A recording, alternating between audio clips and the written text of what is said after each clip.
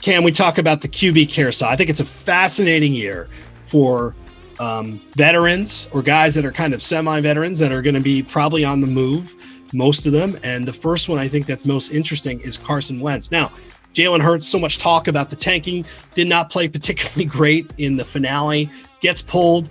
Nate Sudfeld, he is not the guy. I think we all feel confident in saying that, but you've got this enormous contract with Carson Wentz.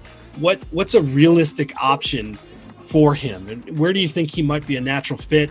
We've talked about it a little bit on this pod, and do you think it's realistic that they can move him? I think so. And for me, Carson Wentz, I was there when he got hurt against the Rams. I believe it was in 2018.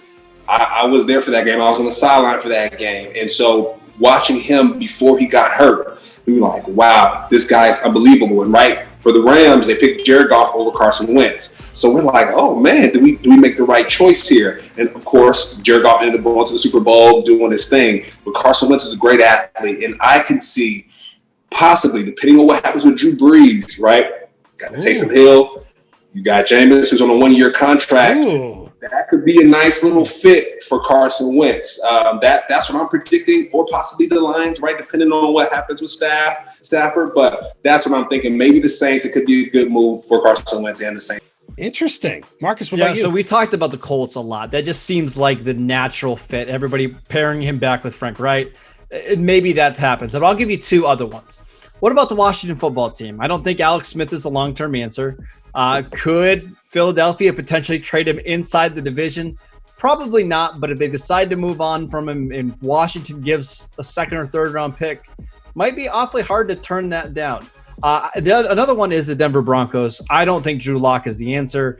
It seems like Carson Wentz fits the mold of quarterback John Elway typically likes, right? These big, tall, athletic guys.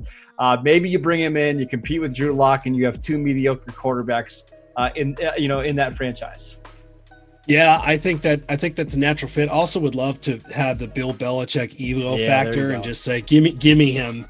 I'll fix him. Don't you worry about it. And I guess that's a natural transition to our next one, Jimmy Garoppolo. Look, at times has been brilliant, and yet over the past 15, 18 months, I think it just hasn't gone in a way. Injuries have factored, of course, that we thought it might. There's a natural fit here, right? Potentially to go back to New England. So Cam, when it comes to Jimmy G, to me, it's like, I don't think that this is a guy that's going to go into a position that is going to be the guy. I think if you're going to bring him in, he's probably going to compete for this role, maybe with a young quarterback, who knows? So where do you think Jimmy G could land? Like you said, you're right on, Adam, with the Pats. I mean, he was there before. He was comfortable there. He found success there, right? Of course, Cam Newton wasn't the answer to follow up Tom Brady. And when Tom Brady got hurt, when Jimmy G was there, he was the saving grace, right? That's why he got paid so much money to go to San Fran. People believed in him. They saw a lot in that young man. So I was someone who went from the Buccaneers, from the Rams to the Buccaneers, back to the Rams, and then back to the Bucs, right? Finish at the Bucs. So I wouldn't be too surprised if they wanted Jimmy G back to push that organization back to where they came from. Yeah, that's a pretty natural landing spot there. But how about one that's a little bit off the wall? How about the New York Giants? We know Joe Judge, a former New England guy. Maybe they bring in Garoppolo to compete with Daniel Jones, because I don't know about either of you two, but I don't think Daniel Jones has shown enough in the first 2 years of his career where they can't bring somebody in to compete with him, right? I think Garoppolo is experienced. You put him in that offense, and I think he can at least manage the game fairly well. With how good that Giants defense is, if Garoppolo can be the 16th best quarterback in the NFL, maybe they win the division next year. So bringing in a guy like Garoppolo, who's probably going to be fairly cheap, along with a guy on his rookie contract in Daniel Jones, not a bad situation. I think his potential teams is enormous. Yeah. I think there's a huge net of 20-plus teams. If you're the Dolphins and you're going to commit to Tua, do you want to bring in a security blanket, right? If Ryan, you know what I mean, depending on what happens there. If you're maybe the Jets or somebody else that are going to draft a quarterback and need a real legitimate backup to maybe play before a Zach Wilson or a Justin Fields is ready. Like, to me, there are suitors, but I think in what role Jimmy G is interesting. And the last guy, this is the most fascinating of all, Matthew Stafford. I will say this: I would love to see him land on a really good team and get a legitimate crack at this thing. So Cam, as you look at Stafford, I guess the question is, what is his value right now, and where do you think a reasonable spot to land? Because when I think of him, I'm like, okay, here's where I'd like him to go, because I'd love to see him get a shot at this. Where do you think he ultimately could go?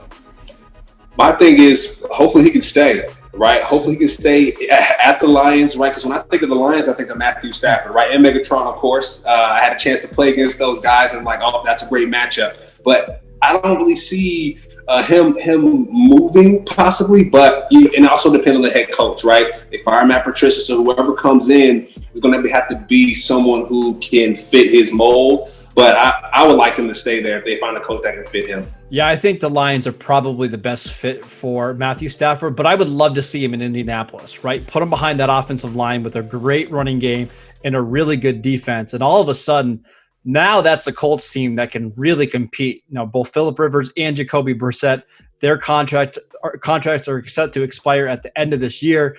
I think Stafford's a pretty big upgrade over both of those guys. You put him in a dome, and I think all of a sudden that's a top 3 or 4 team in the NFL.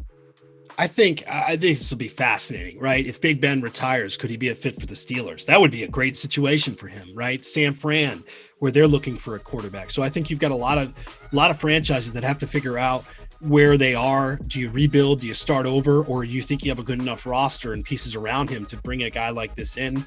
I think it'll be a really interesting one to see.